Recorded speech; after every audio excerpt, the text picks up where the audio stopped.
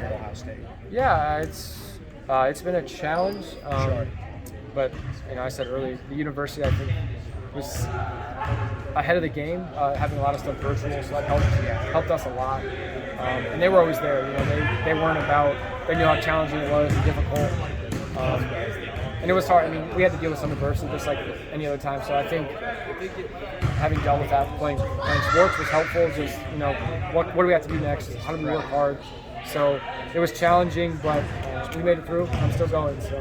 How much time you got left with med school? And how much time you got here at Ohio State doing that? Yeah, so second year starts August 9th. Okay. So I have 3 more years of school, and then after that, I go to residency where I don't know where I'll go. So I have at least 3 more here. Okay, gotcha. Are you working at any of the hospitals around here right now? So I actually shadow Dr. Bryant Walrod over at the Crane. Okay. He's a sports med guy. I shadow him every other week for about 4 hours. So that's been fun.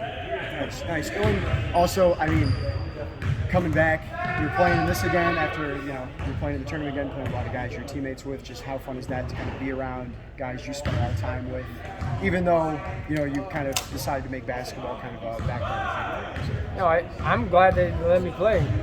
They definitely didn't have to, and especially we saw last year what not playing for a couple of months kind of did to us. So me not having played for over a year, they definitely didn't have to give me a spot. So I really appreciated them doing that.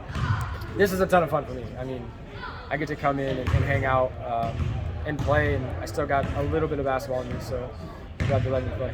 Yeah, and also you're playing with guys who you obviously spent a lot of time in college with. I mean, the chemistry, is that kind of still there, or is it hard at all, or is it just kind of like back when you were playing here at OSU? I mean, it's a little different. Everyone's better. Sure, yeah. Everyone's better than when we left in college, which is kind of crazy to think about, but it's true. Just the more you play, the longer you play, the better you are.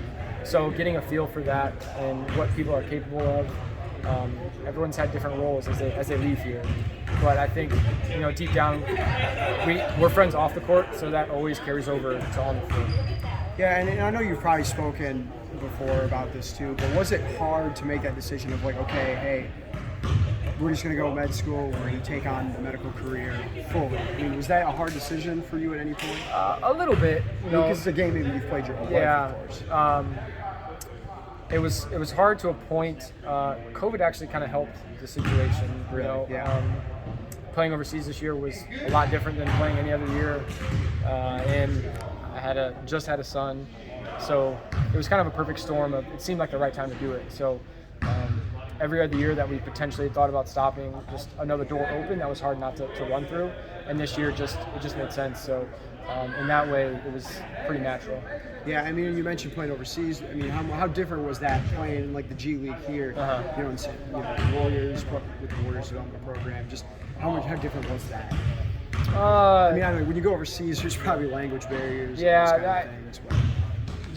You have to get through the first couple months. Like those are always the hardest wherever you go because everything's new. There's no routines or anything like that. I was fortunate.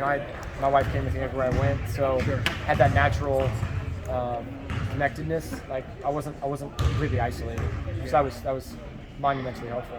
Gotcha. Your decision to come back, how much of it was the basketball and how much of it was to be around the guys? That's a good question, insightful question. A lot of both.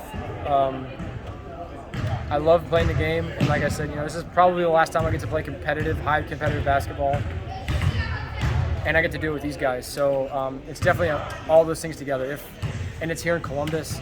It almost was. It would be very difficult to say no with everything that kind of going into this. And then NIL being a thing now, what do you think about it? How much would you have enjoyed that in your time, your 4 years? I think it's a good thing. Giving players and coaches and teams the freedom to do that kind of stuff. I think it's going to be crazy for a bit until it kind of settles into a happy. There are rules, but there aren't really rules. So there's going to be a lot of things going on that people are going to have to figure out. But it's exciting to see how creative people can be. I'm excited for them.